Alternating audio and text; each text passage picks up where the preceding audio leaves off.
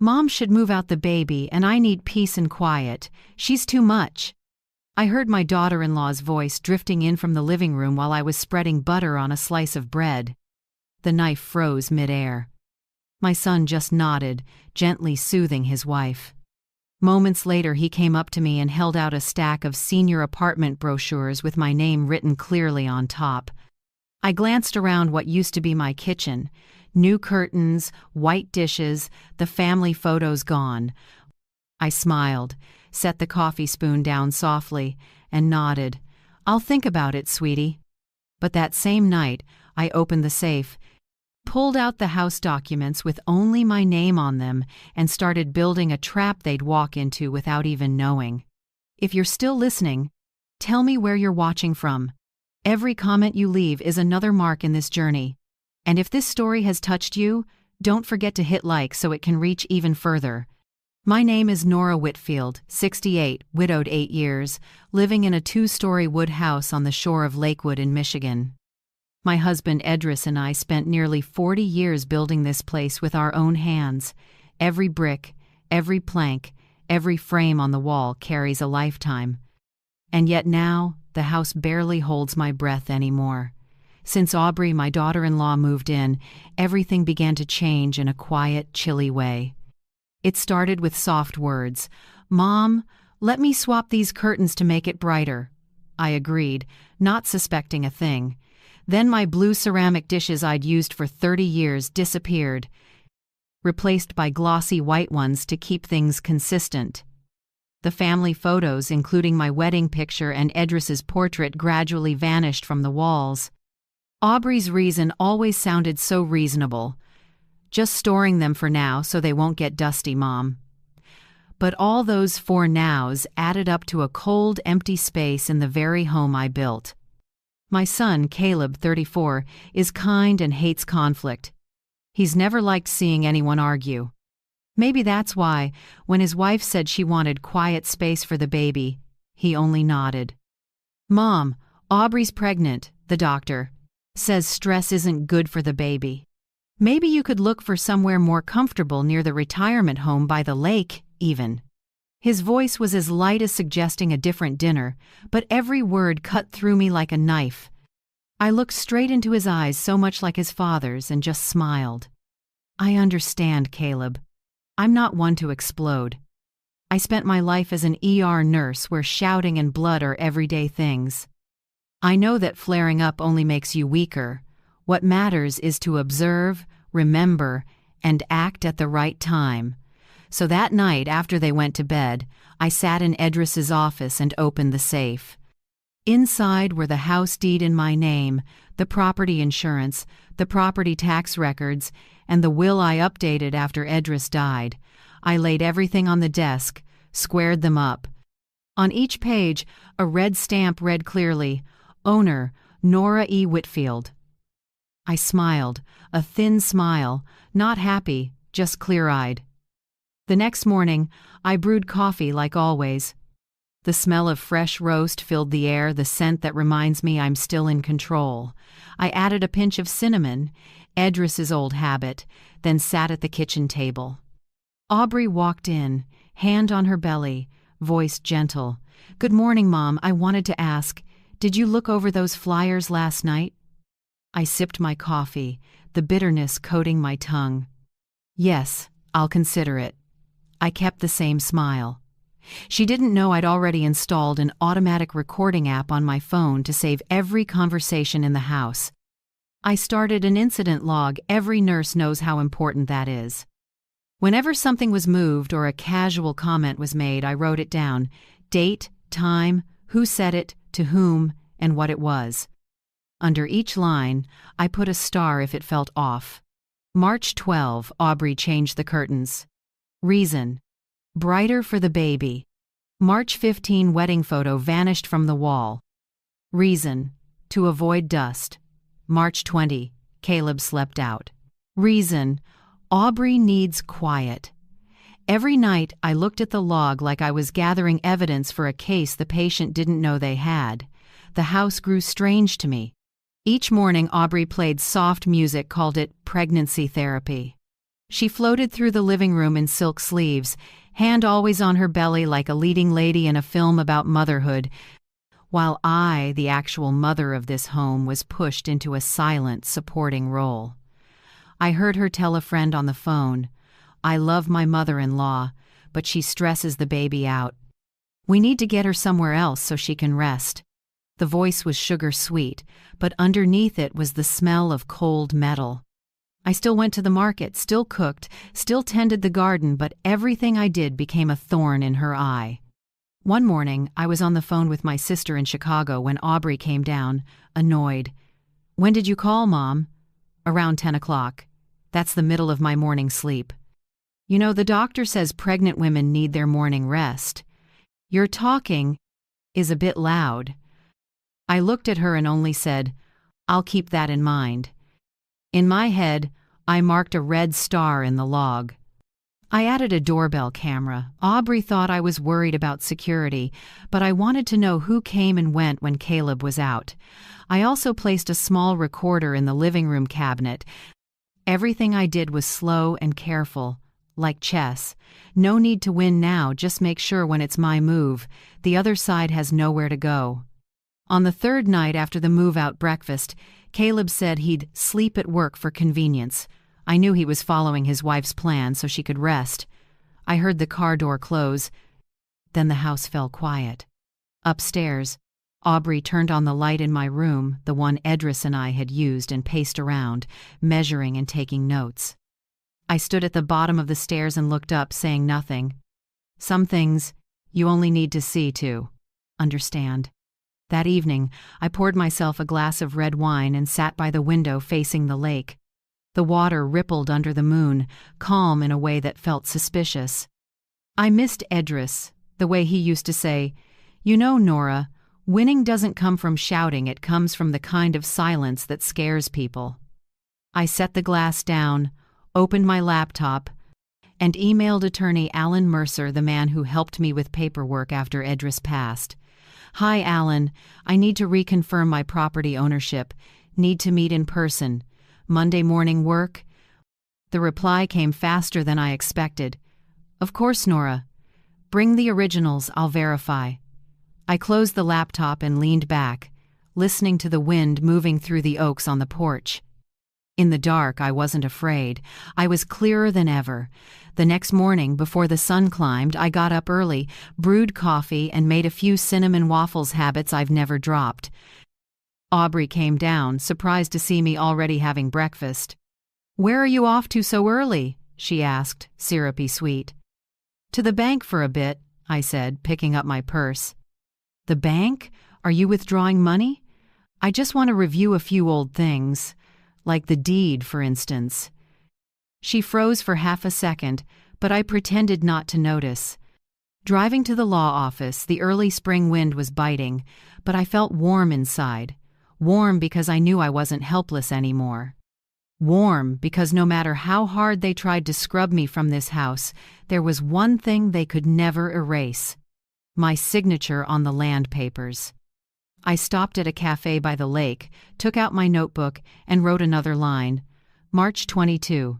They think I'll leave, but I'm coming back, one step at a time. I sipped coffee and watched the morning light over the water. The wind carried the scent of pine and the chatter of sparrows. I knew this fight wasn't about the house, it was about the right to exist in my own life. As I left the cafe, my phone buzzed. A text from Alan Mercer, confirmed. "You are the sole owner. No co-ownership, no liens." I smiled as the wind lifted my gray hair off my shoulders. "Well then, let's begin," I whispered. If my daughter-in-law wanted quiet for the baby, I'd give her the quiet she wanted after the storm I was preparing rolled through. 2 days after meeting the lawyer, I came home feeling oddly calm. I thought things would stay quiet longer, but the pause was only for Aubrey to prepare her next script. That morning, she stood in the kitchen with a pale green smoothie, speaking evenly and clearly like she'd rehearsed. "The doctor says, at this stage, the most important thing is to avoid stress." Noise, arguments, or emotional swings can affect the fetus. I'd just come in from the garden, dirt still on my hands. Are you telling me this? I asked, keeping my tone light. Aubrey turned and gave a polite smile. It's not blaming you, Mom, just sometimes when you call or move around early, I wake up startled. My body needs morning rest. The doctor emphasized that. I wiped my hands on a dish towel and looked at her. 30 years in the ER. I've heard every sort of excuse and phrasing from patients, but there's no such thing in medicine as pregnancy stress caused by mother-in-law talking at 10 a.m.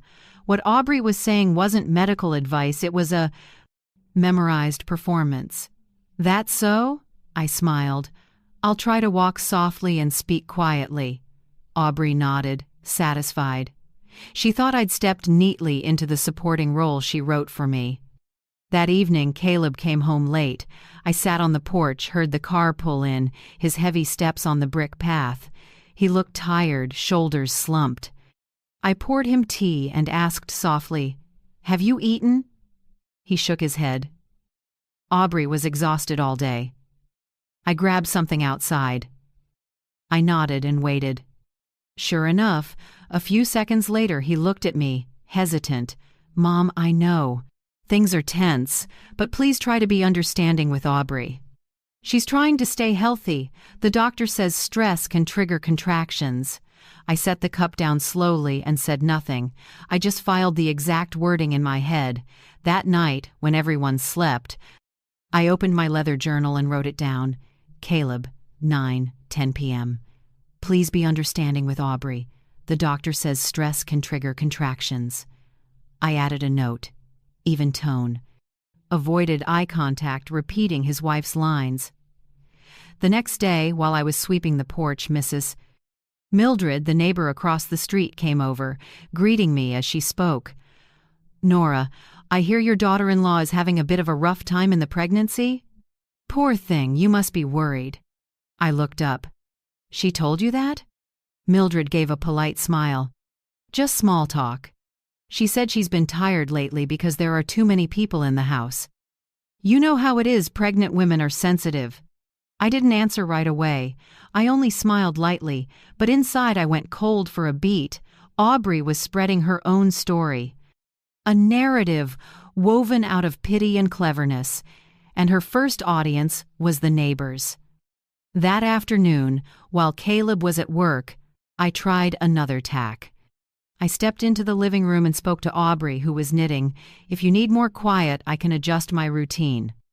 I'll make calls in my room, won't turn on the TV in the mornings, even work in the garden so you can rest. Would that help?" Aubrey looked up with a thin smile. "You're so sweet, Mom. But long term, I think you should have your own space. Not for me, for you. You deserve to rest and not worry about anyone." Her voice was soft as honey, but the sentence was an eviction notice. I got it. The quiet she wanted wasn't peace, it was my absence. That night, I mentally took inventory. I realized things had gone missing without my noticing. The cedar chest where I kept Edris's letters was no longer at the foot of my bed. The blue porcelain set I bought in New Orleans 10 years ago, my pride was gone from the cabinet. The anniversary quilt Edris gave me for our 30th temporarily stored in the basement, per Aubrey. I went down to the basement to check. It was cold, dark, and stuffy. Among cardboard boxes labeled in black marker, I saw one marked, "Mom's Kitchen." I opened it. There were my dishes, wrapped in old newspaper, dust settling over them like proof of deliberate forgetting. I closed the lid and exhaled slowly. I knew that if I reacted, she'd have more evidence that I'm easily agitated. So I chose silence. But my silence didn't mean surrender.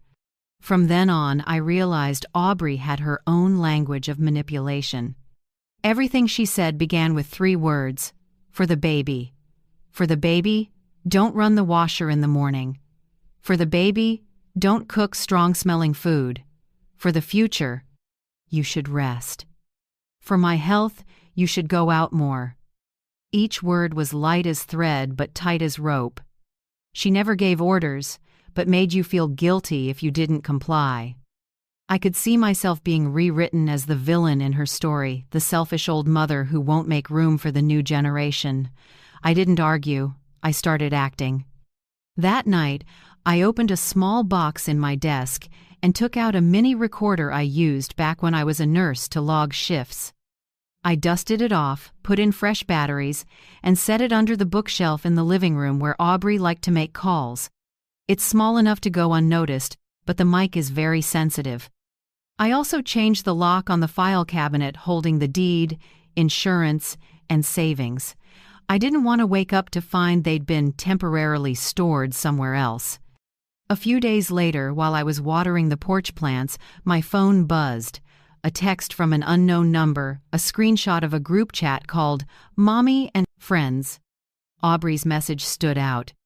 End of this month, I'm clearing the mother-in-law's room for the nursery. We'll repaint it cream, way less gloomy. Below it, her friend commented, Nice. Wish my MIL would move out early like that. I stared at the screen and felt my hand tremble not from anger, but from contempt. I saved the image into the Evidence 2 folder, then copied it to an external drive. Every data point, every line, was a link in a chain. I didn't need to rage, I just needed to be thorough. That afternoon, I heard Aubrey laughing in the living room, voice high and bright. Of course it's exhausting. She always thinks she's right. But I'm about to have a beautiful room, just wait. Her friend's voice chimed in through the phone, music playing faintly. You deserve it. Pregnant women should be prioritized. Aubrey lowered her voice. Caleb won't push back. He just wants a quiet life. I stood behind the kitchen door, hearing every word clearly. I wanted to laugh a laugh with no joy in it. Caleb doesn't push back, true, but not pushing back isn't the same as agreeing. Some people choose silence to avoid confrontation, and that silence slowly kills them. I went back to the table, opened my journal, and wrote the day's last line, March 29. Aubrey confirms clearing Mill's room for the nursery. Confident tone, no fear. Confidence is her first weakness. I closed the journal, set the pen on the cover, and let my eyes rest on Edris's small photo on the shelf. You see this, don't you? I whispered. They think I've grown weak, but you know Nora Whitfield has never been weak. I turned off the lights and let the house settle into quiet darkness. Somewhere upstairs, Aubrey was still murmuring through a prenatal meditation, her voice steady like a lullaby of deceit. I reclined and listened to the wind slip through the window, carrying the smell of young pine and the soft lap of the lake. I knew I would sleep deeply tonight. The more this went on, the more certain I was that the game had only just begun. And I, the one they call the source of stress, am the quiet they'll soon have to face with fear. That morning I had just finished watering the carnations on the porch when I heard the click of high heels inside. Not my sound. Aubrey's the woman who walked through my house like its owner. When I stepped in, she was seated at the dining table with a glossy stack of large pages and a smile that was a bit too bright.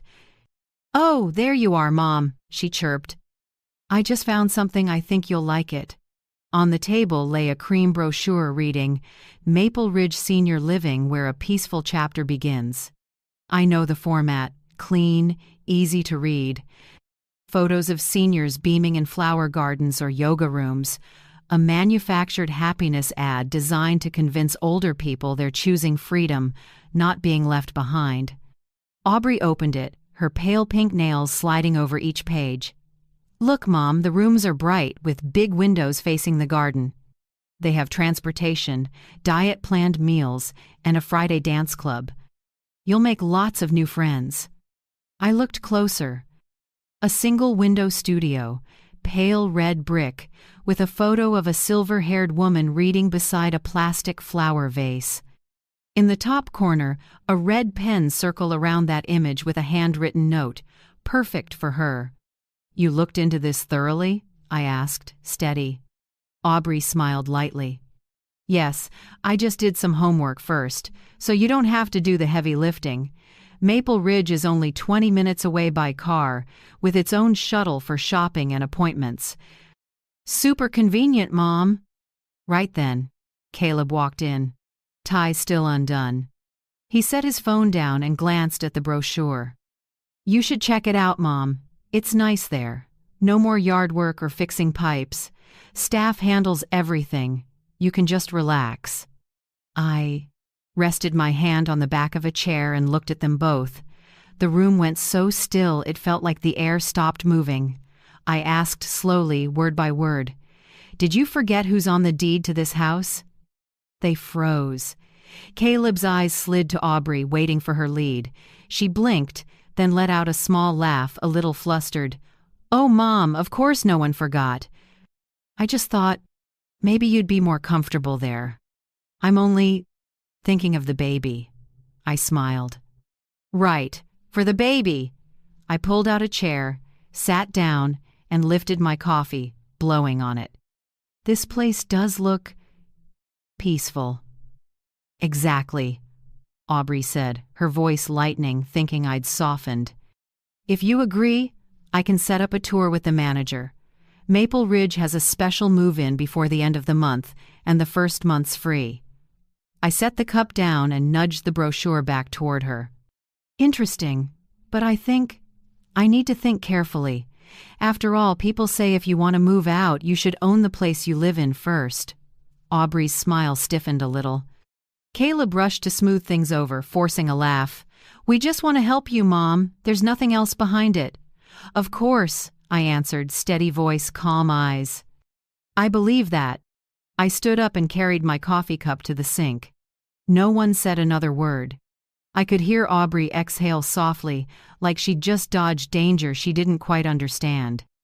That night, after they'd both gone to their room, I sat in the office and opened my laptop. The cream brochure was still on the desk, the lamp shining on the words, "A place to belong." I gave a small laugh. "A place to belong?" I've belonged to this house for 40 years. There's no reason to trade it for a 300-square-foot apartment just because someone else finds it convenient. I opened the safe, took out the original house file, and scanned each page one by one.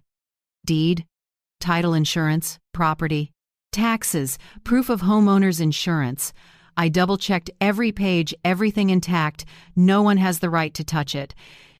I saved them in a private folder, set a passcode, and emailed the whole set to myself with the subject line, "Private, for my eyes only."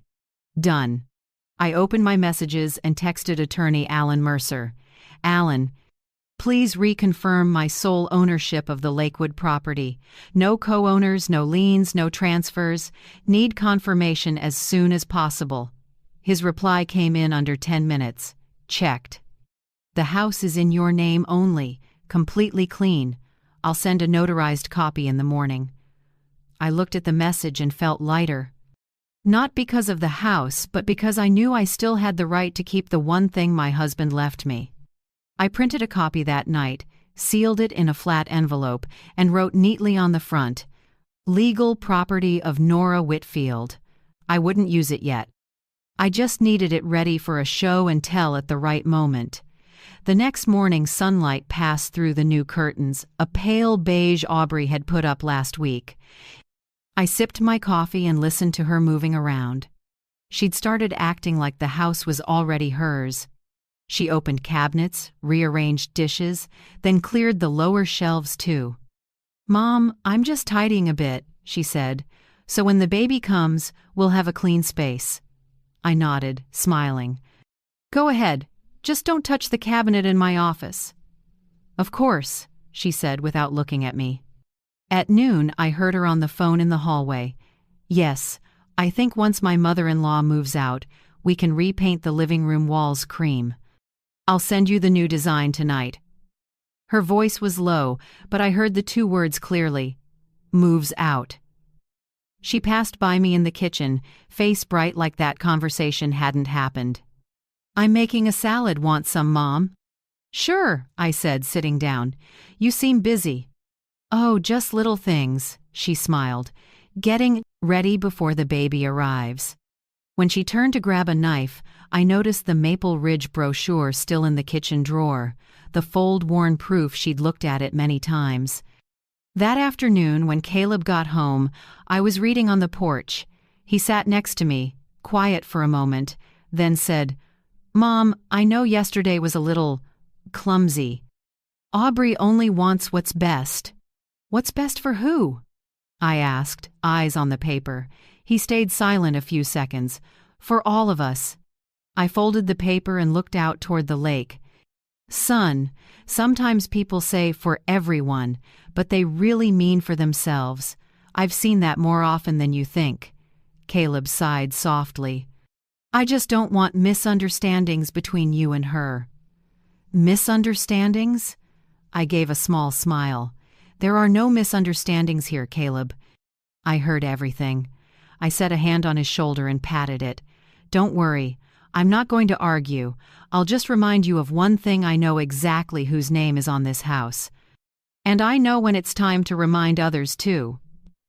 He looked at me, confused, then gave a small nod.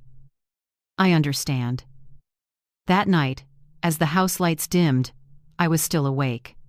I stood at the window and looked down at the garden Edris and I tended for 40 years. The tulip rows were budding, fresh green grass pushed up through damp soil. I remembered Edris once said, "Don't let someone plant in your garden before you know what they plan to pick." I smiled, closed the curtains.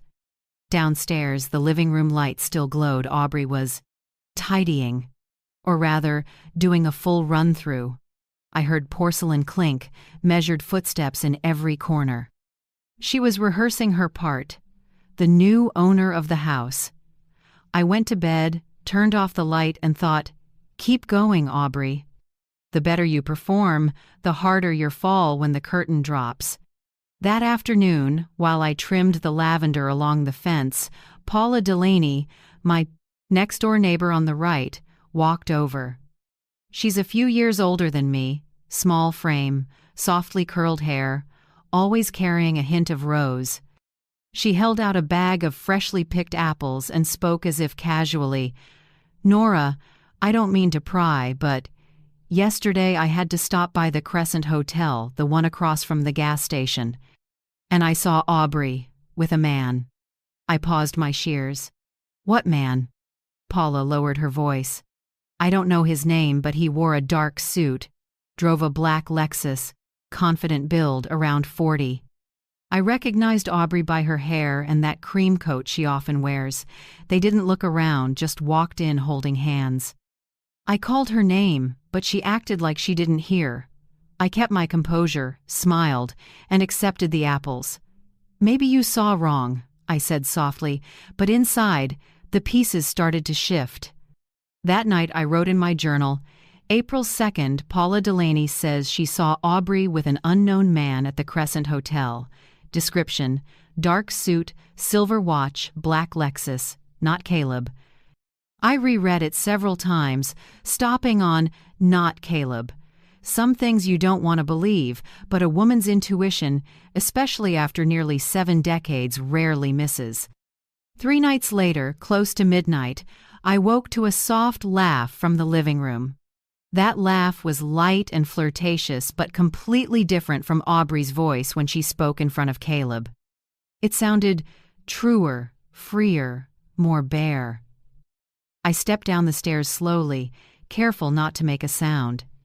In the warm spill from the living room, I saw 2 shadows on the wall, a tall, broad-shouldered man lounging in a chair, Aubrey leaning toward him, a glass of wine in her hand. The man's voice was low and confident. "Told you, it's only a matter of time. Once everything's set, you'll have what you want," Aubrey answered, breathy. "I'm just scared of being found out." "No one suspects a thing," he chuckled. "Just let it all look natural. I'll take care of you and of our baby." A chill ran up my spine. "Our baby?" Those 2 words cut like ice. I didn't step in. I walked into the kitchen instead and turned the faucet on hard, letting the rush of water serve as a warning bell. The voices in the living room softened. A few seconds later, Aubrey came into the kitchen in a silk nightgown, smoothing her hair. "You're still up, Mom?" she asked lightly, like nothing had happened. "I was thirsty," I said. "Can't sleep?" She smiled, eyes flicking toward the living room. "Just watching TV, those late-night cooking shows." "Got company?" I asked, though I knew the answer. Aubrey shook her head with a tight smile. "No. Who would visit at this hour?" I held her gaze for a few seconds, then nodded and turned off the water. "Right. Cooking shows this late?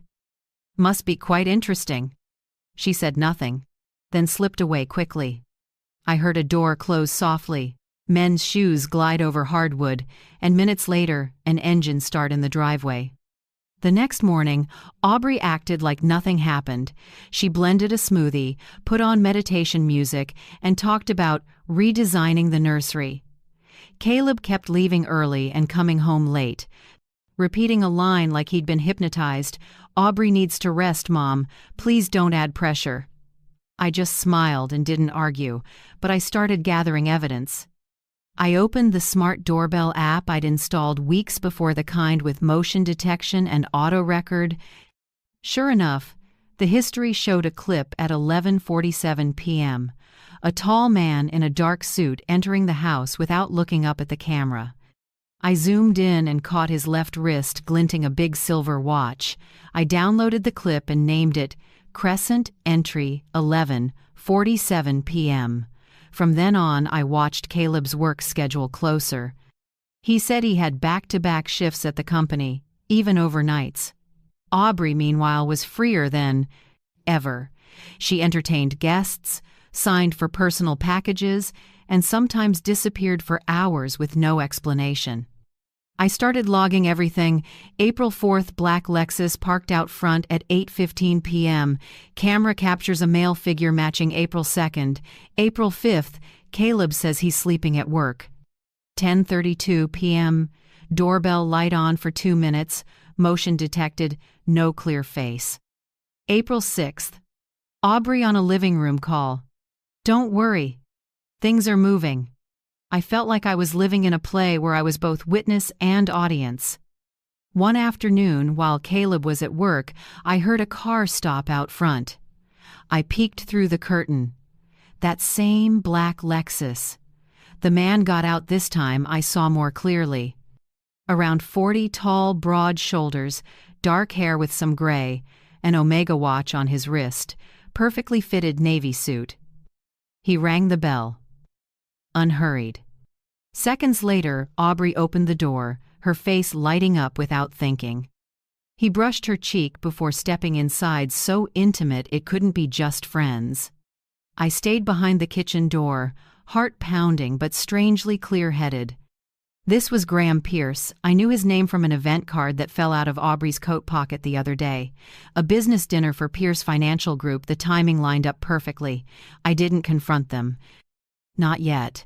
I let them get a little more confident so my trap would be fuller. I opened my phone and checked the camera app. The picture was clear. Graham came in carrying a shopping bag, set it on the table. They sat close, laughing. I turned on remote audio recording and saved the whole conversation. "Graham, I'm getting everything in place. Once she moves out, the house will be in your name." "You know that." Aubrey. "I'm afraid his mother will find out." Graham. "She won't suspect a thing. Just play the exhausted wife. People will pity you." Aubrey. "I can't stand this anymore. I want it over fast." Graham. "Patience, my love. You'll have it all." When it ended, I sat in the dark and replayed it, my hands still cold. So for the baby, for health, for the future, it was all dialogue and a plan to take what wasn't theirs. From then on, I opened a new folder on my computer called Crescent. I saved everything inside: photos of the Lexus, camera videos, audio files, the event log, even a copy of Paula's message. I organized it like a medical chart, tagging each item by date and time. I know this much: people who think they're smarter than everyone else make the same mistakes. They leave trails. Aubrey is too young. Graham is too arrogant. The next night I heard a car again, this time not the Lexus but a borrowed sedan. The engine cut off, silence settled. I stayed in bed, eyes open. No need to go downstairs, I just grabbed my phone and opened the camera app. The image popped up, Aubrey opening the door in a robe, eyes gleaming. Quick note, April 8th, Graham Pierce shows up for the third time this week. Time, 11:06 p.m., Caleb out. I looked at the screen and murmured to myself, "Go on, Aubrey. Keep believing I'm blind." Outside, the night wind moved through the garden, lavender stalks trembling. Soft laughter floated from the living room, glasses clinked.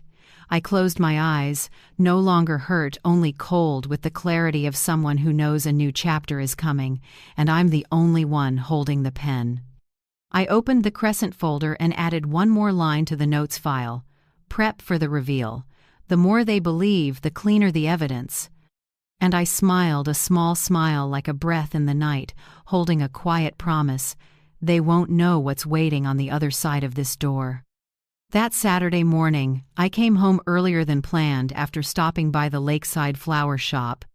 I thought I'd spend the day reorganizing the memory cabinet in the living room, the place I used to keep our wedding photo, a few family pictures, and the crystal vase Edris brought back from Paris in 1982. But as I turned into the drive, I knew something was wrong. Nearly a dozen strange cars packing the yard, the gate wide open, music and laughter spilling from the house. I got out, still holding a bunch of pink tulips. From the porch I could see through the living room glass, people moving around, blush pink and pale blue everywhere. Balloons, cake, ribbons, and a wood sign with big letters, "Baby Sprinkle, celebrating Mommy to be Aubrey." I stood still. No one had told me about this party. The first feeling wasn't anger, it was a strange emptiness. I pushed the door open. No one noticed me. The music swallowed the sound of it. A group of young women, dressed to the nines, were laughing around a table draped in white lace. On the table, among the cake and gifts, I saw a black and white ultrasound frame placed at the center, next to a sign, "Welcome, Little Pierce Whitfield." I froze. They'd spliced Pierce onto my family name. I looked around. Every family photo of mine was gone. My wedding picture with Edris, Caleb's graduation photo, even Edris's memorial portrait by the vase gone. In their place, ultrasound images, greeting cards, the words, "New Beginnings." I could hear my heart beat faintly, but each beat was sharp. Aubrey came out of the kitchen, belly round, white lace dress, a pale pink sash across her chest glittering, Mom-to-be. She saw me eyes wide for half a second, then quickly put on a warm smile. "Mom! Oh, I didn't think you'd be home this early. We wanted to surprise you." Maybe the surprise came a bit too soon. She smiled, but there was something colder than the tile under my feet in that smile. I nodded slightly and said quietly, "Looks like you've all been busy." "Yes, we wanted the house to feel fresher, to match the happy mood." She glanced around and lowered her voice just enough for me to hear. "It's wonderful to have extra space like this, isn't it, Mom?" Those words, extra space, landed like a light but solid knock on the wall. I knew exactly what it meant. Not a compliment, but a notice that I'd been erased from the frame. I didn't answer. Instead, I pulled out my phone and pretended to snap a few keepsake photos. In truth, I photographed the entire room, every detail, every bare spot where Edris's picture used to hang. I moved slowly, like a proud mother documenting her child's party, but my lens was capturing the evidence of a takeover. As I passed the kitchen, I heard a low voice in the corner, a familiar male voice. I paused, took half a step back, pretending to check my phone. Through the crack in the door, I saw a man in a dark suit with a bright silver watch, Graham Pierce. He was handing Aubrey a white envelope, and she quickly tucked it into the pink sash across her chest. I went still. No one brings an envelope to a baby sprinkle unless it isn't a congratulatory note. "You're sure?" Aubrey's voice was low, a little shaky. "Absolutely. After the baby's born, he'll take care of it, Graham said. I didn't mishear it. He'll take care of it. His voice was so clear I could hear the breaths between the words. I tapped record on my phone, set it to voice memo, and slipped it into my pocket. I stood there for nearly a minute until laughter and glass clinks rose up again. They came out smiling like nothing had happened. I stepped in with a calm smile. Sorry, I forgot to grab more plates. Graham looked at me, hesitated, then gave a polite nod. Hello, Mrs. Whitfield. I'm a friend of Caleb's. Of course, I said. I've heard a lot about you. The answer unsettled his eyes for a second. Aubrey jumped in fast. Graham works at the same company as Caleb, Mom. Oh, great. Then you two must really understand each other, I said evenly, face unchanged. I glanced at the envelope corner peeking from the sash and turned away as if I hadn't noticed. The party went on loud and sparkling like a carefully staged set. I sat in a corner and watched. Aubrey's friends kept praising how cozy the house felt, marveling that she'd pulled off such a big party so close to her due date. Someone joked, "This place looks straight out of a magazine." The lady of the house has such great taste. The lady of the house. No one realized the real owner sat in the corner, smiling quietly like a spectator at a tragicomedy. I listened, missing nothing. While they toasted and talked about the future, the small tells stood out. The ring Graham set on the table, the way Aubrey looked at him across the crowd, their hands brushing under the tablecloth. Those details spoke louder than anything they said. I pulled out my phone to check the voice memo was still recording. Laughter, chatter, and then a crisp exchange. Graham, he believes you now, right? Aubrey, completely. He doesn't suspect a thing. Graham, good. Now we just wait for the baby to be born, and I'll handle the rest. I stopped the recording and saved the file under the name Sprinkle Proof. Then I opened the camera and did another slow pan, this time deliberately catching Graham's face in the frame and his hand resting lightly on Aubrey's back. The afternoon drifted by like fog. As guests started to leave, I stayed, smiling and shaking hands with each person. Everyone thought I was the easygoing, chill, understanding mother-in-law. One of Aubrey's young friends even said, "I wish my mother-in-law were like you, so everything could be this peaceful." I just smiled and said quietly, "You're mistaken, this isn't peace yet." When the last door closed, the house fell silent. Balloons sagged, crumbs of cake stuck to the tile. Aubrey and Graham had stepped outside with a few friends to see guests off. I used those minutes to back up the photos and audio to an external drive and emailed everything to my private account. Folder name, Crescent Sprinkle Proofs. When they came back in, I was already standing on the stairs, still holding the pink tulips from that morning, their stems not yet in water. "Nice party," I said. "Thanks, Mom," Aubrey replied, voice light as if she had no idea what I'd seen. "Yeah, just one pity," I said, walking slowly toward my room. "What's that?" "It's a pity Edris didn't get to witness this. He would have found it interesting." She went quiet. I saw a flash of caution in her eyes, then it disappeared. That night, when the house was still, I sat alone in the office, desk lamp spilling light over the property file, printed stills of Graham and Aubrey from the door camera, and the audio file I had just downloaded. Each small piece of evidence clicked into place like tiles in a final mosaic. I opened email and typed a short note to attorney Alan Mercer. "Alan, I think we have enough to proceed with step 1. Prepare everything. I'll be in touch in the morning." I hit send and closed the laptop. Outside, wind moved through the pines, carrying the smell of rain and the whisper of leaves. I felt no hurt, no anger, only a cold, steady clarity. I stood, turned off the light, and went to my room. Tomorrow, the storm arrives. But tonight, I'll sleep well because this time I'm the one holding the knife by the handle. The next morning, first light filtered through thin curtains and washed over the long dining table where everything was about to happen. I'd prepped the night before a thick, crisp file, plastic-sleeved and tucked neatly into a pale yellow rigid envelope. On the front, in bold print, I'd written, "Property deed, 112 Lakewood Drive." I made coffee, so calm it surprised me. The house was quiet. The click of the coffee maker echoed in the dim. I felt no tremor, no anger, only the certainty that it was time to put everything back where it belonged. Around 10 a.m., Caleb's car sounded at the gate. The door opened. He walked in with Aubrey and two of her friends, Kara and Melissa, the same faces I'd glimpsed at the baby sprinkle. They laughed loudly, carrying gift bags and pastel-wrapped packages. I was already seated at the table, coffee on my right, the envelope squarely in the middle. "Oh, you're up early, Mom," Aubrey chirped, a little too confident. "I invited my two friends over. We're planning the official baby shower. Hope you don't mind?" "Of course not," I said lightly.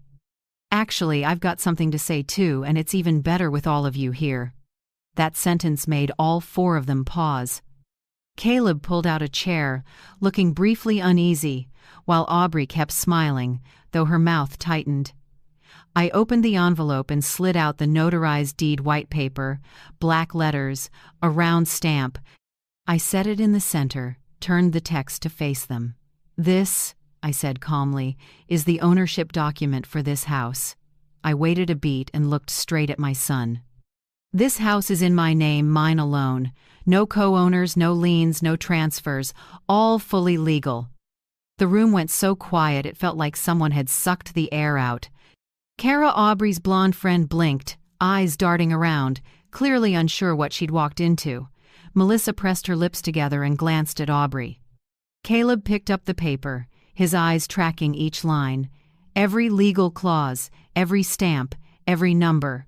When he reached sole ownership, Nora Whitfield, his face fell and his shoulders slumped. "Mom, what do you mean?" Caleb asked softly, voice shaking. "It means," I said, still even, "everything in this house, from the porch to the fence to the ground under your feet, belongs to me. No one else." Aubrey let out a brittle laugh, trying to hide her panic. "Mom, you're scaring me. We never said the house wasn't yours. Why so tense about it?" I met her eyes, cold as a December lake. "No one's tense. I just like clarity, and paperwork doesn't lie." A heavy silence followed. The air shifted, thickened, as if an invisible wall had just risen across the table. Kara and Melissa glanced at each other, feeling the tension but too cautious to speak. Aubrey pressed her palms on the table, leaned forward, trying to regain control. "Mom, this isn't the way to talk to us in front of guests." "We're family." I looked at her and answered gently, "Because we're family. I need to say this in front of others so everyone hears it clearly." In that moment, Aubrey lost control for the first time. She straightened, face flushed, anger flashing where fake sweetness used to be. "Are you trying to humiliate me?" "No," I said. "You're doing that on your own." The room froze. Caleb sank into his chair, fingers laced together. I could hear him swallow, trying to choke down pride and confusion. I knew right then the first crack had appeared. Aubrey turned to her friends, voice trembling but trying to sound normal. "Sorry, must be the pregnancy hormones making me extra sensitive." Kara popped up fast. "It's okay, maybe we should grab supplies before lunch." The two gathered their things and left faster than the wind.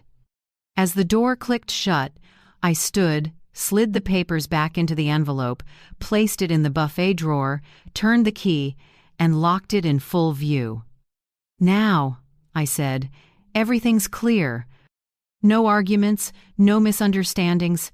I just want us all to understand exactly where things stand." Caleb said nothing. He leaned back, eyes fixed on the hardwood, unable to meet anyone's gaze. His silence was no longer complicity, it was collapse. I could see it in his eyes, faith wobbling, a fine dust of doubt settling over everything Aubrey had said. Aubrey saw it too. She rushed to him and set a hand on his shoulder. "Don't listen to her, babe. We never meant to take anything from her." Caleb didn't answer. He closed his eyes. "I need some air." Then he stood and walked out without looking back. The door shut, leaving Aubrey and me in a room as still as stone. She pressed her lips together, eyes dark. "You really think you've won?" I smiled, voice low and unhurried. "No, I've only just begun." That afternoon my phone buzzed non-stop. Messages from Aubrey poured in. "Mom, we need to talk. You're misunderstanding me. I don't know why you're doing this, but you're hurting Caleb. Don't destroy my family." I didn't reply. Not out of anger, but because it wasn't necessary. Each text came and went like weak gusts against a locked window. I opened my laptop and went to my private inbox. "In drafts," I typed, "Alan, please draft a 30-day notice to vacate. Reasons: unlawful occupancy, unauthorized alterations, and emotional damages. I'll sign when the final version is ready." I hit send. The screen glowed, reflecting off the table where the deed had lain. Outside, Lakewood was still. Wind skimmed the pines, a faint rustle like the first crack spidering through the house's fake shell. I said to myself softly, "Just a hairline crack, but from there, everything will split." Then I closed the laptop, lifted my cooled coffee, looked up at the white wall where my wedding photo used to hang, and smiled slowly. "It's all right. Pictures can be taken down, but this house is still mine." And soon, they'll learn some walls can speak, and they know how to deliver justice. The next morning, dew still clung to Lakewood. Thin light like foil slipped through the kitchen window. I sat at the table with a steaming mug of coffee. On the table lay a cream folder, the 30-day notice to vacate that attorney Alan Mercer had sent last night. Short, proper, fully supported by law. Under the bold headline were the reasons: unlawful occupation, unauthorized interior changes, emotional and material damage. I reread those 3 phrases. Each word carried the weight of long nights spent watching, enduring, and collecting evidence. Today, I didn't need to hide anymore. I slid the notice into an envelope, sealed it, and placed it on the table. When Aubrey's footsteps sounded on the stairs, I took a steady breath. "Good morning, Mom," she said, voice a bit hoarse, hair still mussed from a restless night. "Morning," I answered calmly. "I have something for you." She eyed the envelope, curious. "What is it?" "Paperwork." I pushed it toward her. "Notice to vacate in 30 days. Effective today." The air went solid. Aubrey stood frozen, clutching the envelope without opening it. "What did you say?" I said. I enunciated. "You two have 30 days to leave. The reasons are listed: unlawful occupation, unauthorized changes, and emotional harm." She gave a strained laugh, voice cracking. "I'm pregnant. You can't throw a pregnant woman out of a house." I looked straight into her eyes, unblinking. Pregnancy isn't a license to take what isn't yours. In that instant, I saw the mask split. Her mouth opened, then shut, breath quickening. "You're cruel," she whispered. "People will think you're heartless." I shrugged. "People can think whatever they like. I have proof." That evening, as I was clearing the table, Caleb came home. His face was drawn, eyes shadowed. He stood in the kitchen doorway, keys still in hand, voice low. "Mom, I know you're angry, but please, don't do this. At least wait until after the baby's born. I don't want a child starting life like that." I dried my hands and turned around. "Do you really believe that child is yours, Caleb?" The second the question left my mouth, the room fell into absolute silence. Only the wall clock ticked, loud enough to raise. Goosebumps. Caleb stared at me, brow furrowed like he was hearing a foreign language. "What did you just say?" I held his gaze. I asked if you're sure that baby is yours. He didn't answer right away. His fists tightened, then loosened. In his eyes I saw a chaos, suspicion, shame, and a swelling kind of hurt. He said quietly. Of course it's mine. Why would you say that? Of course, I repeated softly. Or do you just want to believe that? Caleb bowed his head and stayed silent for a long time. I didn't add another word.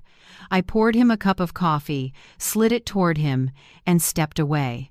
Some questions don't need answers because silence already is one. That night, alone in the office, I logged everything in my journal. April 17th, 9 p.m. Delivered 30-day notice to Aubrey. Reaction: shock, pregnancy as shield. Reply: pregnancy isn't a license to take what isn't yours. Caleb begged to delay until after the birth. Asked, are you sure the baby is yours? Hesitation, no answer. Status: faith beginning to wobble, cracks spreading. I closed the book and pinned a new calendar sheet to the cabinet. I marked the 30th day in red and wrote a small note beneath. Deadline 30 days. I stared at that number for a long time. 30 days, not long, but enough to expose everything. 2 days later, Aubrey launched an image war. She posted a belly photo on social media. Caption: when your mother-in-law kicks you out at 8 months pregnant, remember, God sees. Below it, dozens of pitying comments, sympathy, attacks on the heartless mill. I read every line and only smiled. Hours later she called me, voice choked. People are asking what happened. I don't know what to say. Do you want the whole world to hate me? I don't need the world to hate anyone, I said evenly.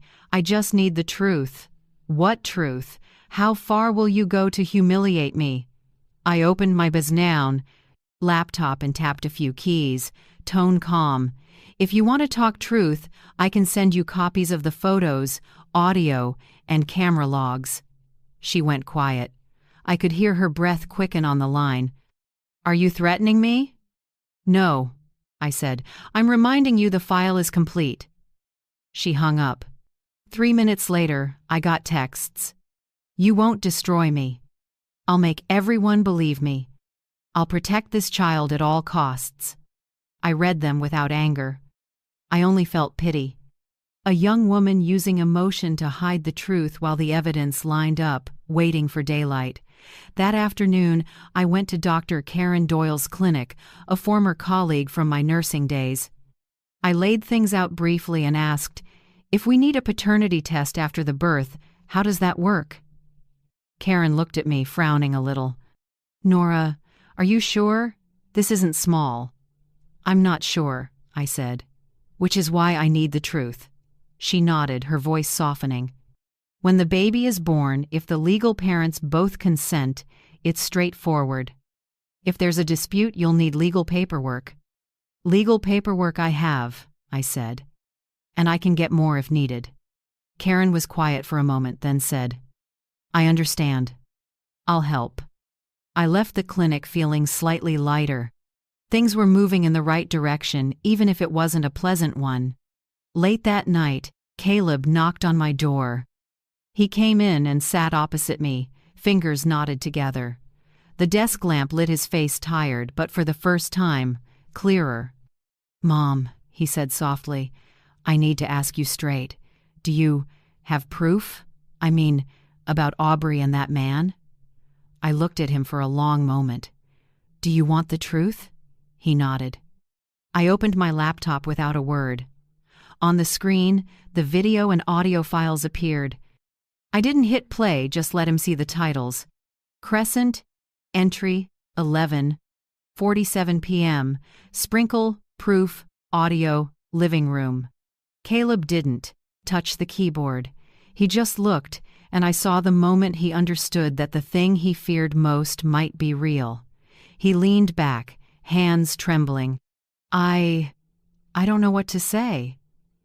You don't need to say anything, I replied. You just need to want the truth. From there, everything clarifies on its own. He nodded slowly. For the first time in months, I didn't see evasiveness in my son's eyes, only the quiet acceptance of truth arriving. After he left, I sat alone. I scrolled past the files, then turned off the screen. Outside the window, a waning moon hung over the lake, scattering light across the water. I ran my fingers over the table where the notice had sat that morning and smiled faintly. The question had been planted, and like any seed, truth only needs time to sprout. I closed the journal, blew out the light, and whispered, "Now let's see how long they can hold out before they break the silence themselves." That night a fine, relentless rain came down, like it was washing away the last of the lies. I was about to turn off the light when my phone buzzed an unknown number, no name saved, no profile photo. The first text was just 5 words. "You should see this." Below it were 3 photos sent back to back, each one slicing straight through the shell of quiet Caleb and I had tried to keep. Photo 1, Aubrey and Graham Pierce, yes, clearly him standing under the yellow lights of the parking lot outside the Crescent Inn. They were holding hands, heads tilted close, smiling in a way no co-workers would. Photo 2, Graham's hand on Aubrey's pregnant belly, not a polite touch, but intimate and possessive. The streetlight glinted off that familiar silver watch on his wrist, and Aubrey's face glowed relaxed, bright, not at all like someone afraid of being found out. Photo 3, the 2 of them at the front desk, Graham handing a room key card to the clerk. Aubrey tilted her head, hair loose, a small smile on her lips. Under the photo, the sender added one more line, "He's paying for both her and the baby." I felt my blood go cold, but strangely, I didn't shake. Just absolute stillness. No panic, no anger, only confirmation of what I'd known too well for a long time. I saved the 3 photos to a private folder, locked it with a password, then backed everything up to an external drive. I didn't call Caleb. I knew if I told him now, he'd explode and that would ruin everything. A storm should only break when the person holding the reins is ready. I opened my computer and ran the photos through metadata checks. Each image had geolocation and timestamps. First photo, 11:46 p.m., April 18th. Second photo, 11:50 p.m., same night, same spot. Third photo, 11:58 p.m., Crescent Inn lobby. I opened my log and cross-checked. That exact night, Caleb had reported staying at the office to check the systems. I'd also written, Aubrey left the house at 10:40 p.m., returned at 1 a.m. Everything matched down to the minute. I stared at the screen in silence. The blue light washed over my face, showing every crease at the corners of my eyes, marks of the years, and of the clear-headedness youth rarely has. I picked up my phone, opened the Photos app, and made a slideshow with the 3 pictures in time order. I chose a slow fade transition not for drama, but to give the viewer time to see each detail, the hand, the eyes, the space or lack of it between their bodies. File name, Crescent, photo set. Then I opened voice memos, pulled up the recording from the baby sprinkle, and pinned it to the top. I renamed it Crescent Proof. Short, clean, unmistakable. I sat at my desk and opened the brown leather notebook I use for timelines. In careful script, I wrote line by line. April 2nd, neighbor Paula Delaney saw Aubrey with Graham Pierce at the Crescent Hotel. April 4th, April 8th, door camera. Logged a black Lexus in front of the house 3 times. April 12th, baby sprinkle. Graham appeared and handed Aubrey an envelope. April 18th, 11:46 p.m. Photos at the Crescent Inn. Graham's hand on Aubrey's belly. Witness, Paula Delaney. Evidence, photos, video, audio, metadata. I looked up at the final line. I added myself, everything will be presented publicly with a witness, with evidence, and with lawful ownership. That was all it took to frame a confrontation no one could dodge. Around midnight, I called Alan Mercer. His voice was rough and sleepy, but the second I said, "We have photos," he snapped awake. "Even stronger than audio," I said. "Metadata matches the hours Caleb reported being away." "Do we have a witness?" "Yes, neighbor Paula Delaney.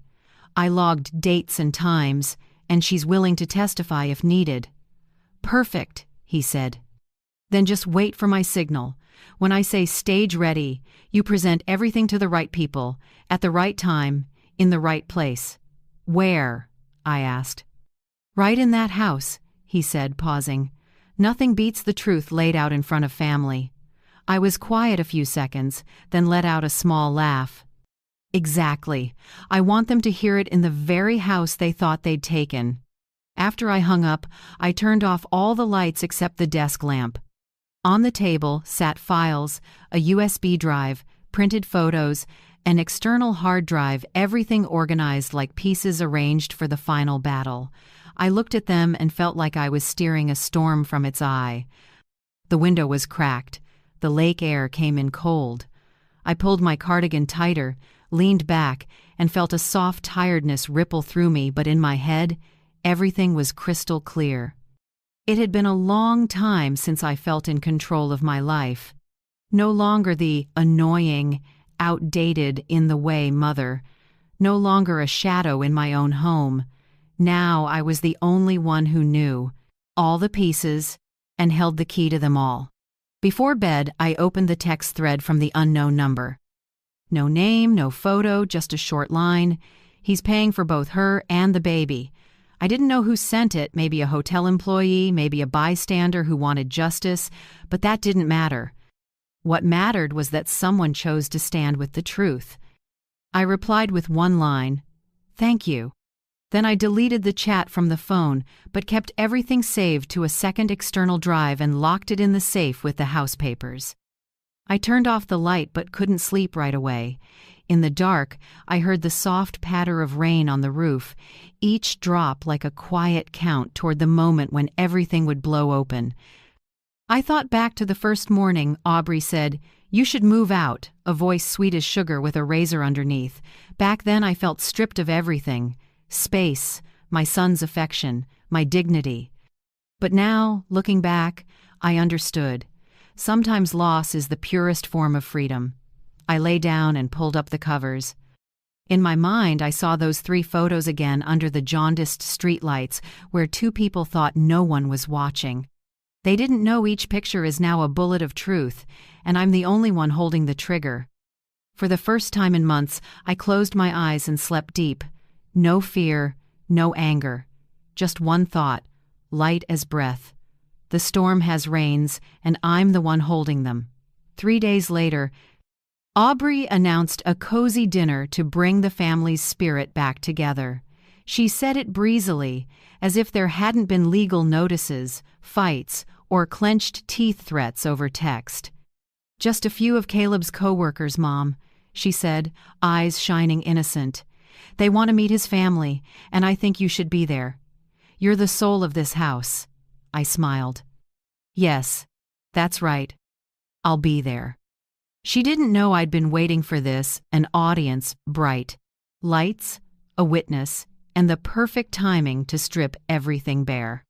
Friday night, the house glowed, dinner scents mixing with expensive perfume. I took the seat at the head of the table, the spot Edris used to claim. Aubrey breezed between the kitchen and dining room, smile pasted on. Caleb was quiet, face tight. The meal unfolded in that practiced, fake calm. A couple of Caleb's co-workers, 2 men and a woman, talked shop, threw in a few compliments about the food, and called the house cozy. I caught the sideways looks at Aubrey, a mix of curiosity and discomfort. When dessert came out, I set my spoon down and took out my phone. "Let me share a few photos," I said lightly. Every eye turned to me. I set the phone in the center and swiped. The screen lit up the 3 photos one by one under the warm dining room lights. First photo. Aubrey and Graham holding hands under the hotel's streetlight. Second, Graham's hand on her belly, too intimate to deny. Third, the two at the front desk, Graham handing over a key card, smiling. Nobody spoke. The soft clink of flatware on china stopped cold. I didn't look at Aubrey, I looked at Caleb. He froze. His jaw clenched. His eyes locked on the screen. Under the light, his face went pale, like someone had yanked the air from his lungs. "Aubrey," he said quietly, voice snagging. "What is this?" Aubrey blinked fast, mouth opening and closing. It's a misunderstanding," she stammered. "Graham is a coworker. He was just comforting me because I've been under stress." I leaned in and swiped to the next file. From the phone speaker came a clean audio clip, slick as a blade through fabric. "Graham, once the baby's born, he'll handle everything." "Aubrey, I'm afraid your mother will find out." "Graham, she won't suspect a thing. Just keep playing the exhausted wife." I didn't feel anger, only a cold line down my spine. Have you ever heard a sentence that made your heart stop because you knew everything changed in that instant? If you have, share it in the comments. Maybe we'll understand each other better through those cracks. My voice sounded far away, like I was an outsider to my own play. The air in the room thickened. One coworker lowered his head and slid his wineglass aside. The woman pressed her lips together and shook her head. I didn't need to say another word. Aubrey's polite mask was breaking on its own. "Aubrey," Caleb said, firmer now. "Who is he? And the baby?" She shot up, her chair clattering backward. "Who are you listening to? A jealous mother trying to wreck her son's family?" "I'm listening to you," Caleb cut in. "And to what you said to Graham Pierce." Graham's name hit like a knife. I saw Aubrey's lips tremble. She looked around for an ally, but everyone stared at the table. No one defended her. No one spoke. I stood, picked up my phone and slipped it into my pocket. "Dessert was good," I said quietly. "Thank you for inviting me. It helped me see my future daughter-in-law more clearly." That night, after the guests left, the fight exploded in the living room. I heard every word, every breath between curses. "I deserve my own life. You never understood me," Aubrey screamed, voice shredded. "And the baby, Aubrey, is it mine?" Caleb asked, heavy and hoarse. No answer. Just the scrape of a suitcase over wood, the rasp of a zipper, the slam of a door. I went to the window and looked out at the drive. Under the porch light, the black Lexus pulled up. Graham Pierce stepped out, popped the trunk, lifted luggage. A few minutes later, Aubrey appeared in a long coat, never looking back. Graham took her arm and opened the door. They got in, and the Lexus slid into the dark, its taillights dragging a red streak across the wet road. I stood still, not happy, not triumphant. Just the quiet after a storm you knew was coming. When I turned back, Caleb had collapsed onto the sofa. His head was in his hands, eyes red. He looked hollow, like someone had ripped out his heart. I went to the kitchen, made a mug of peppermint tea, and set it in front of him without a word. He looked up, eyes wet. "How long have you known?" "Since you started avoiding my eyes," I said. "And you waited until now to say anything?" "I didn't say anything," I answered. I let the truth speak. He nodded and dropped his gaze. I sat beside him, without touching his shoulder, without comforting words. Sometimes pain needs to breathe, not be smothered. The clock ticked. Wind nudged the window. In a house that had echoed with arguments, there was finally real quiet. Caleb spoke at last, voice ragged. "I've been blind for too long. You tried to tell me, and I wouldn't listen." I shook my head slightly. "No, Caleb. I never tried to tell you. I waited for you to see." He let out a thin, bitter laugh. "Well, I see now. And what will you do with it?" "I don't know," he whispered. "But for the first time, I know you weren't wrong." I nodded. Nothing more needed saying.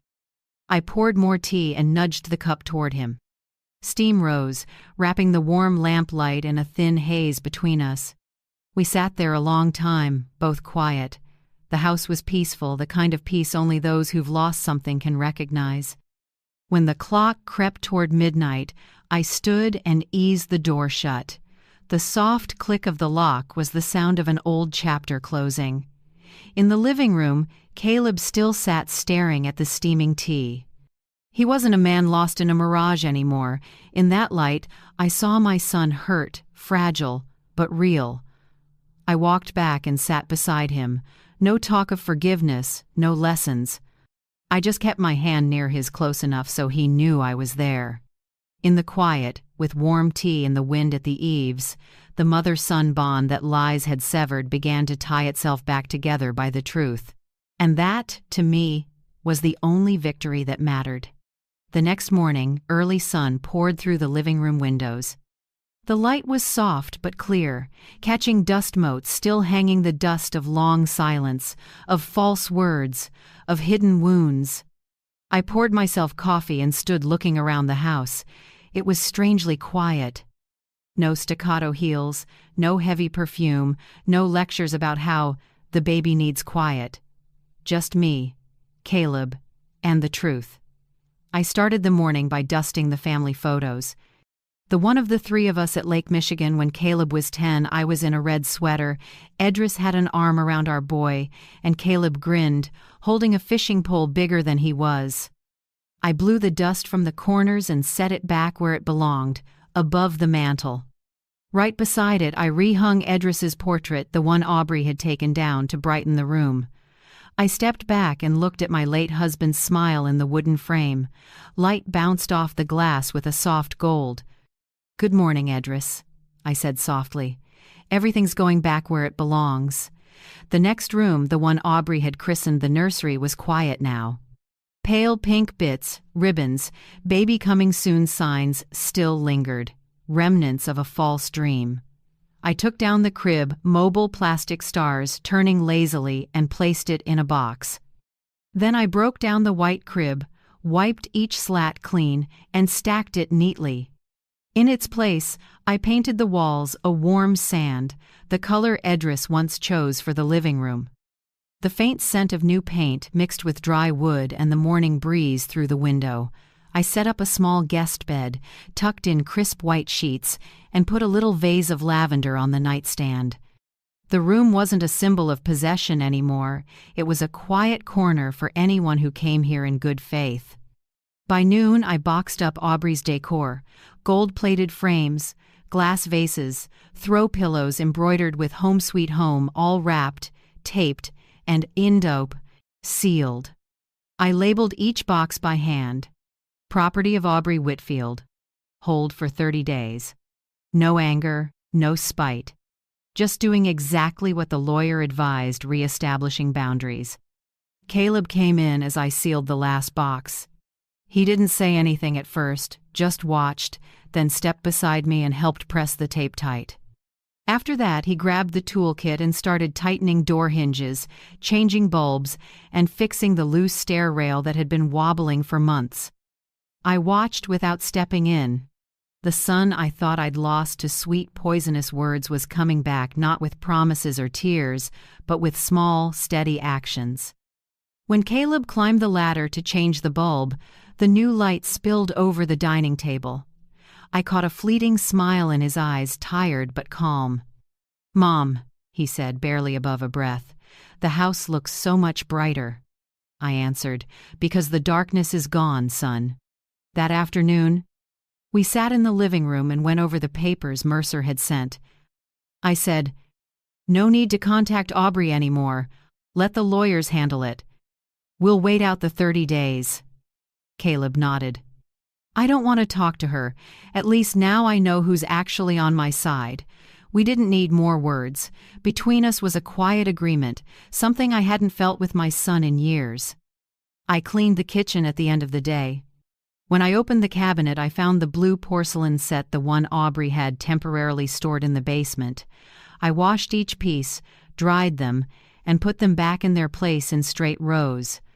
When my hands touched the cool porcelain, I realized this house was never lost, only covered by the dust of lies. I turned on the oven and baked waffles. The cinnamon drifted through the kitchen, sweet and full of memory. It had been years since that smell filled the house.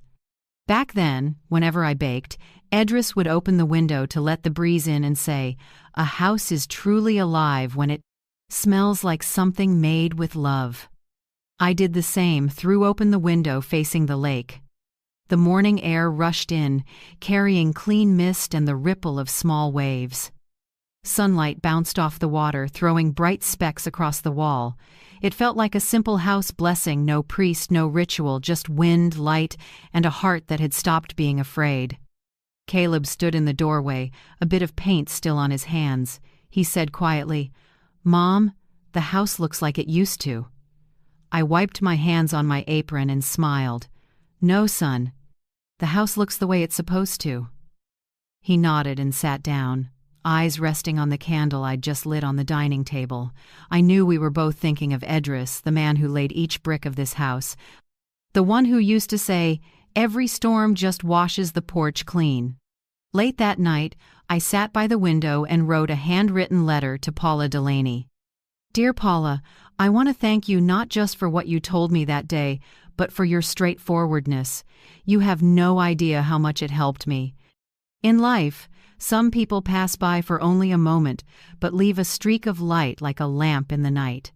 I hope one day you'll come over for tea and hear the end of this story when everything is finally quiet. With sincere gratitude, Nora Whitfield." I folded the letter, put on a stamp, and set it neatly on the table by the window. When night fell, I sat again in the living room. A small lamp cast warm light that reflected off the family frames. Outside, the lake was glass still. Inside, I felt no more turmoil, just a deep peace, the kind that comes after a big storm, when you know what remains is worth keeping. I said softly, not sure if it was to Edris or to myself, "The house has been returned to its rightful person, and so has my heart." One quiet morning, with golden sun coming through the window, I stood in the living room with a cup of tea, looking around the home that had just gotten its soul back. Everything was clean, warm, and tidy, but inside me there was still a quiet, empty space. The long sofa still had room to spare. The guest bed in the freshly painted room still smelled of new wood. I asked myself, what am I keeping that room empty for? Edris is gone, Caleb is mending day by day, and I, a 68-year-old woman who fought through deceit, now found my house too quiet. That afternoon, while clearing the table, I saw a small notice in the local paper. Lakewood Women's Center calls for temporary housing for domestic violence survivors. The center is over capacity and needs community shelter. I sat still for a moment. Then I picked up the phone and dialed. "Lakewood Women's Center. How can I help?" A middle-aged woman's voice, gentle but tired. "This is Nora Whitfield," I said. "I don't know how much this helps, but I have a spare room. I'd like to offer it for free the first month, if someone needs a safe place." Silence for a few seconds, then a soft exhale. "Mrs. Nora, you just saved someone you haven't met yet." 3 days later, Janelle arrived. She was 42, black hair tousled, dark circles under her eyes, clutching a small plastic bag like someone might tear it away. She didn't say much, just a slight nod when I opened the door.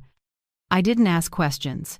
I simply showed her around: kitchen, bathroom, washer, then the spare room with fresh sheets and a lavender vase. "Here's the key," I said. "If you need anything, knock. If not, keep the kind of quiet you want." She nodded, clutching the bag to her chest. That first night, I heard water in the sink, a spoon touching a mug. Around midnight, the kettle whistled softly in the kitchen. I stepped out and found Janelle standing there, eyes startled like a child caught doing something wrong. "Sorry," she whispered. "I just wanted some tea." I smiled and pulled out a chair. "It's okay. Here, you don't have to apologize for existing." She looked at me a long time, then nodded with tears in her eyes. That night the house found its voice again, small but real. 3 weeks passed. One morning, I woke to find Janelle's room empty. The closet, neat, bed made, and a folded note on the table.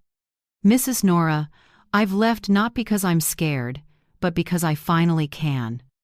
Thank you for the room, for the quiet, and for not asking questions. You gave me back air. Janelle. I held the note and read it over and over. You gave me back air, made my heart tremble. Sometimes what people need isn't shelter, it's a corner where no one judges. I sat on the bed and took a long breath. The room wasn't empty anymore, it had just been filled with meaning. 2 weeks later, the center called back.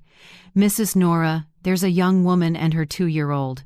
No one will take them because the child's so young. Are you sure? I'm sure, I said. Bring them. That afternoon, Mariah arrived, 23, thin, with a close-cropped haircut, carrying little Ollie with big dark eyes. When they stepped inside, Mariah froze, like she was afraid to touch anything. I just smiled, crouched to Ollie's eye level. Hi, Ollie, do you like toy cars or blocks? He pressed his lips together, then whispered, Cars. I nodded. Cars are in that corner, next to the vase. I'd already set out a basket of toys, a few cloth books, a small teddy bear, and a jar of daisies on the table. Mariah looked at me, her lips trembling. You really prepared this for us? I didn't prepare it for anyone, I said. I prepared it for people who need a place to breathe. 3 days later, the house began to change. Mornings came with small footsteps down the hall and little giggles from the living room. Afternoons smelled like roasted chicken and stewed vegetables. At night, instead of total silence, I heard a soft lullaby from the next room, Mariah's voice gentle as wind at the window. I didn't feel invaded. On the contrary, the same house once taken over by lies and schemes, was full of real life now. Caleb came home for the weekend, stood in the kitchen, and smiled. Mom, are you fostering kids? I said, No, I'm just lending out warmth, the thing I used to be afraid of losing. He looked around and said, Our house sounds different. It does. I smiled. Now it knows how to breathe. At the end of the month, I made a small wooden sign and painted the letters by hand. Whitfield Room, 30-day bridge. I hung it by the front door, right under the trellis. No bright signage, no loud announcement, just a quiet message. If you need a temporary shelter, there's a room here, and someone who won't ask too many questions.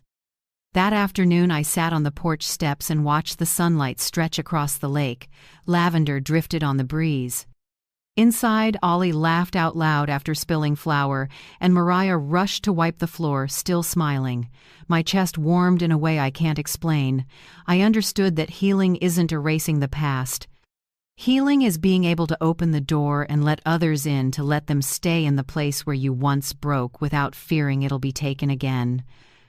My Lakewood house had been through darkness, betrayal, and the most delicate kind of deceit. But now, it could hold others without losing itself. I looked at Edris's photo and said softly, See, we made this old house into something bigger than revenge. Then I smiled and listened to the little tink of wind on the wooden sign. To me, that sound was a confirmation. I'm not a victim anymore. I'm the one who opens the door. On the morning of the 30th day, I woke before the sun. Dawn spread honey-colored light across the lake. On the table lay an email from Attorney Mercer, short and final. Mrs. Whitfield, the 30-day period has ended. No claims, no response from Aubrey or her representative. The file is officially closed. I read each word slowly to be sure I hadn't misread. A long chapter full of smoke, tears, and tug-of-war had truly ended. No door knock, no courtroom, no last showdown. Aubrey's silence was the clearest confirmation. She knew she'd lost and had nowhere to return to.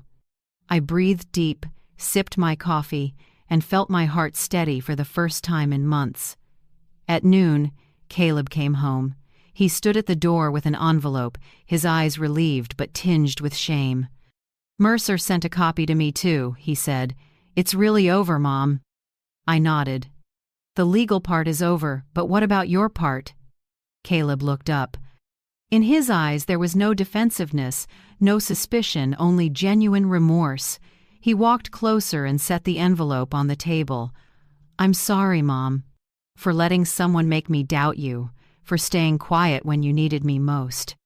I placed a hand on his shoulder. You don't need to apologize for being fooled.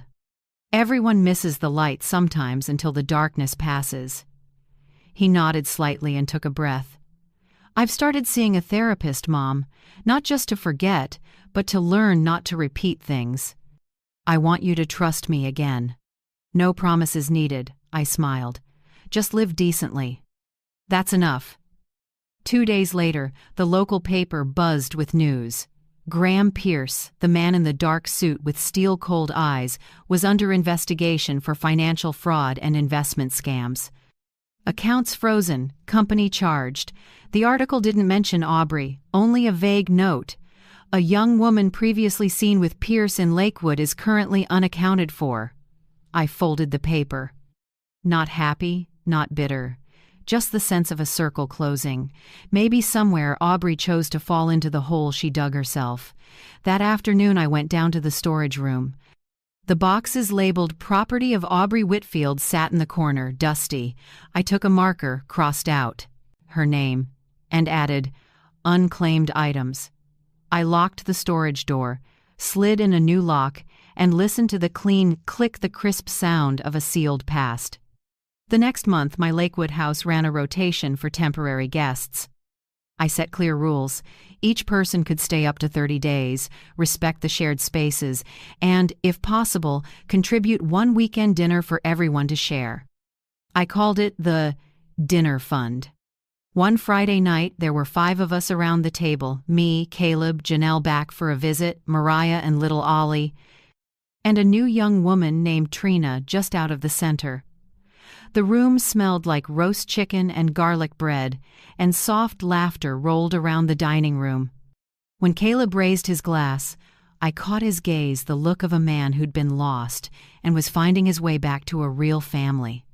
He said, Mom, you turned this house into something I didn't expect, not just a home, but a place that saves people. I said, Not saving people, son. I'm just opening the door so they can save themselves. That night, I sat alone in the living room. On the wall, the family photo hung straight, and the lamplight on Edris's face made it seem like he was smiling. Below it was a new lock, small, but more meaningful than any deed. I took back this house, but not with hatred. I took it back with light, patience, and faith that truth finds its way home. I opened my journal and wrote the final line of this journey. I wasn't driven out of my house. I drove the darkness out of mine. I closed the book and listened to the soft whisper of pages settling like agreement. That night, I sat on the porch looking at the lake. The breeze was cool, the water rippled, moonlight shimmered across the surface. Off in the distance, my house, the one that had been taken, lied about, and strangled, now glowed a steady, gentle gold, not blinding but warm and enduring. Caleb stepped out and draped a sweater over my shoulders. Mom, I think people need to hear this story, he said. I smiled. Those who need it will hear it, son. And those who aren't ready one day, when they're brave enough to open a door, they'll understand.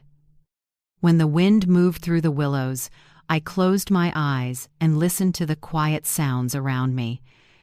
No more strange footsteps, no more manipulative voices, no more fear of being pushed out of my own life, only the light of a real home where people are allowed to breathe and to begin again. I lifted my head to the Lakewood sky, where the stars blinked patiently, reminding me that darkness never wins forever. I smiled a calm smile, light as the lake breeze. Thank you for walking with me to the last page of this story. If you've been through something like this, if your home ever had corners you were afraid to enter because someone made you feel that way, tell me in the comments. I read every line and am grateful for every share, because each true story is a small lamp in the night. Where are you from, Lakewood, Houston, Toronto, or across the ocean? Let me know so this little channel home can feel a bit closer to you. And if this story touched your heart, please like, subscribe, and turn on the bell so every time I open the door to tell more, you'll always have a seat in the front row. Thank you for helping keep the light in this house from ever going out.